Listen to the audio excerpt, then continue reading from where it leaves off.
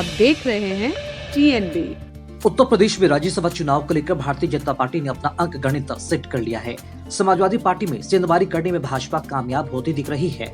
सोमवार की शाम डिनर डिप्लोमेसी के जरिए सपा अध्यक्ष अखिलेश यादव ने राज्यसभा का राजनीतिक गणित सेट करने की योजना तैयार की है, लेकिन संजय सेठ अंक गणित को अपने पक्ष में करने में कामयाब होते दिख रहे हैं। दरअसल अखिलेश के डिनर से समाजवादी पार्टी के 8 विधायक नाराज रहे।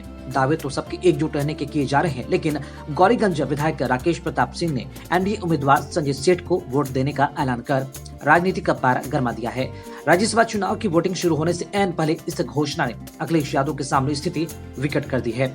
यूपी विधानसभा के तिलक हॉल में वोटिंग की प्रक्रिया शुरू हुई है।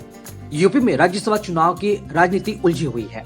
दरअसल 10 राज्यसभा सीटों पर चुनाव हो रहे हैं। वर्ष 2018 में हुए राज्यसभा चुनाव में 10 सीटों में से 9 पर भाजपा और 1 पर सपा उम्मीदवार की जीत हुई थी। विधानसभा चुनाव 2022 के बाद हो रहे इस चुनाव में माना जा रहा था कि भाजपा 7 और सपा 3 सीटों पर आसानी से जीत दर्ज कर लेगी, लेकिन चुनाव के ऐन पहले जयंत चौधरी ने पाला बदल लिया। वे भाजपा के साथ हो लिए। इसके अलावा ओम प्रकाश राजभर भी भाजपा के साथ हो गए। ऐसे में भाजपा ने 2022 के विधानसभा चुनाव में उस स्तर पर प्रदर्शन न करने के बाद भी 8वें उम्मीदवार को चुनावी मैदान में उतार दिया। संख्या बल न होने के बाद भी भाजपा के इस उम्मीदवार को उतारे जाने के पीछे सपा में संभावित बिखराव को आधार माना गया।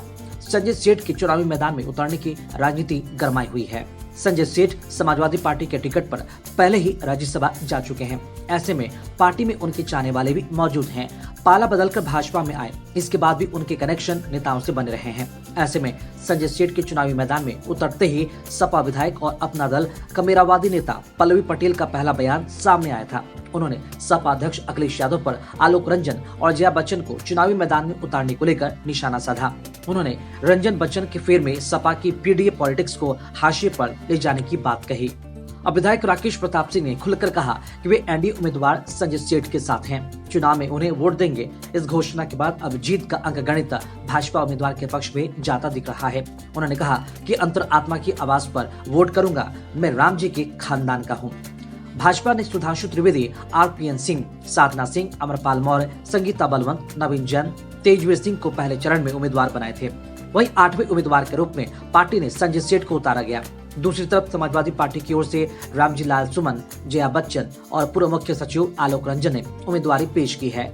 आलोक रंजन सपा के तीसरे प्रत्याशी हैं, इसलिए राज्यसभा चुनाव के लिए लड़ाई संजय सेठ और आलोक रंजन के बीच है। राज्यसभा की 10वीं सीट पर जीत के लिए प्रथम वरीयता के 37 वोटों की जरूरत है। राष्ट्रीय लोक दल और जनसत्ता दल का समर्थन मिलने के बाद भाजपा के पास कुल 287 वोट हो गए हैं। भाजपा के विधायक अब्बास अंसारी जेल में हैं। मतदान की अनुमति न मिलने के चलते एनडीए के 286 ही वोट डाले जा सकेंगे। भाजपा के 8वें उम्मीदवार के पास इस प्रकार 27 वोट अभी भी हैं। सपा गठबंधन के पास 110 वोट है।